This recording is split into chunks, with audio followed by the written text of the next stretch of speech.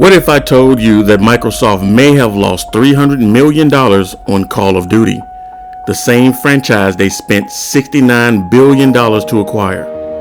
And here's the craziest part. Even after buying Activision, 82% of Call of Duty sales are still happening on PlayStation. Is Game Pass helping Xbox or quietly hurting it? Let's break it down.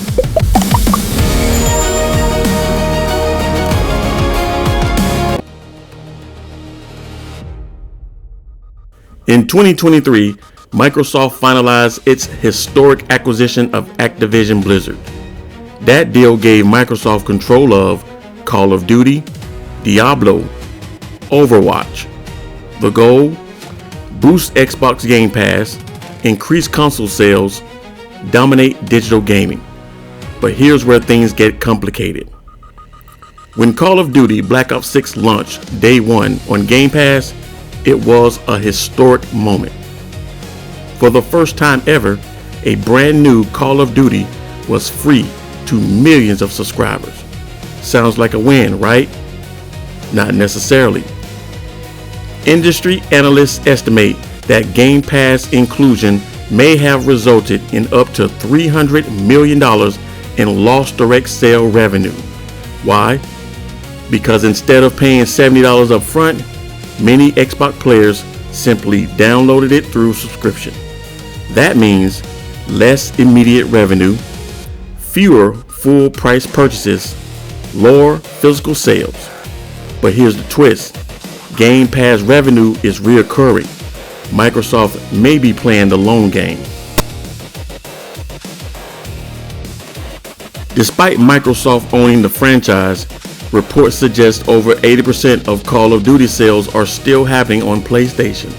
That means Sony and PlayStation 5 are still the primary platform for Call of Duty buyers. Why?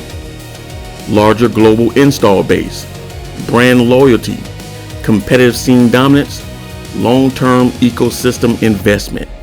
So even though Xbox owns the game, PlayStation still benefits heavily. That's one of the wildest twists in modern gaming. Here's what most headlines don't tell you. Lost sales does not automatically mean lost profit. Microsoft could be gaining Game Pass subscribers, increasing in-game purchases, boosting long-term engagement, building ecosystem loyalty. And remember, Warzone, cosmetics, battle passes, and microtransactions generate billions annually. If Game Pass keeps players inside Xbox ecosystem, boosts retention, drive microtransaction spending, then Microsoft may sacrifice short-term revenue for long-term dominance.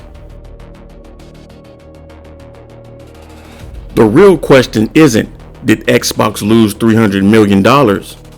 Is Microsoft shifting the game business model entirely?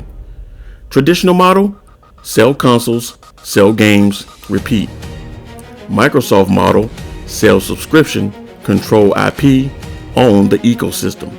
That's a completely different battlefield. And Sony, they're still winning the traditional console war, but Microsoft might be fighting a different war altogether. So what do you think? Did Game Pass hurt Call of Duty sales? Or is this a genius long-term move? Is PlayStation still dominating the so-called console war? Or is Microsoft building something bigger behind the scenes? Let me know in the comments. And if you want more deep industry breakdowns like this, subscribe to Press Start Entertainment. Because that so-called console war, it's far from over.